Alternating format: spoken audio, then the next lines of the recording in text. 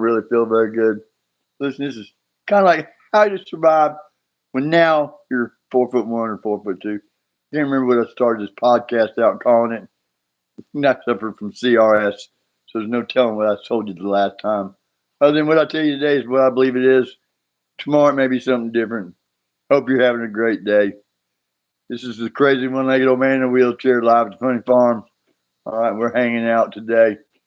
All right, and trying to say a few kind things. There's Tink Tink somewhere. There she is. Hey, Tink Tink, baby. How you doing? All right, this is how it goes today. Listen, I have respiratory issues, so bear with me. Sometimes I'm going to sound aggressive, threatening, angry, whatever.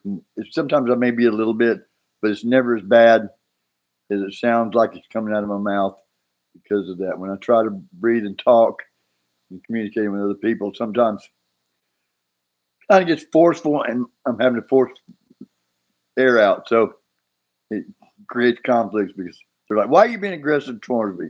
Like, I'm not. And I'm just trying to get it out. I'm not. So bear with me. And other people that might have the same issue, sometimes people are really not being angry at you or aggressive towards you. That's just the way they're trying to kind of sort of get by. So don't turn around and take it back on them to escalate the issue back and forth and back and forth and back and forth. It'll never get any better that way. So be nice to yourself, be nice to somebody else. Do something kind, slip something in that somebody will appreciate. And don't try to take credit for everything you do because it's not about you, it's about God. And He wants you to do something for somebody else. So I'm trying to do everything I can. If nothing else, I can communicate and send you a smile. Because today, really, that's all you're going to get from me. And a kind word. I've been kind of bedridden for 4 or 5 days, respiratory issues and what have you. And of course, I've had this little place on my leg where they're wanting to remove part of my leg, so it comes and goes. It'll hurt, swell up, shoot out fluids, and if I wait, it'll squirt it across the room like a squirt gun. It's kind of funny. It's scary. It's gross. It's life. That's what really life is, if you think about it, all the way around. It's beautiful, scary, gross, cause all kind of fears, cause all kind of joys, pleasures, pains. It's life. You never know what you're going to get. The best thing you can do is accept what happens, believe what happens, or don't believe what happens.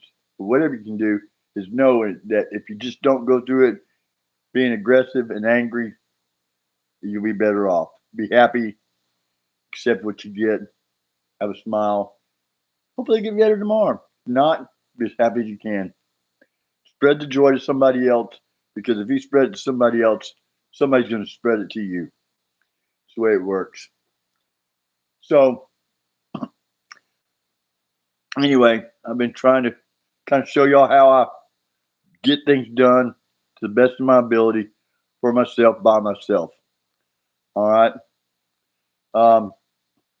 We've had a problem with our fence in the backyard, and really can't go back there and look at it right now. Show it to you in another show. But had some trouble with the fence in the backyard, and my beloved Tink Tink getting out sometimes, and then I have to really worries me. And you're lately I've been lucky. Somebody's always called me and met me to bring her back, and I've been very fortunate about that. Called the animal control about it because I was a little irritated. The people that live behind me have a swimming pool, and I really thought that if you had a swimming pool, it was a regulation that you had to have it fenced in and secure, and that was a big deal. Well, I called him and said, "Look, man, my dog keeps getting out because they're fencing them back. They're not repairing it, and they won't respond to my calls. And I don't know what to do. I can't afford to put up the fence. I put up the fence all the way around the other side of the house. All right, and I've been responsible for that. I didn't charge my neighbors anything. It was very good to them.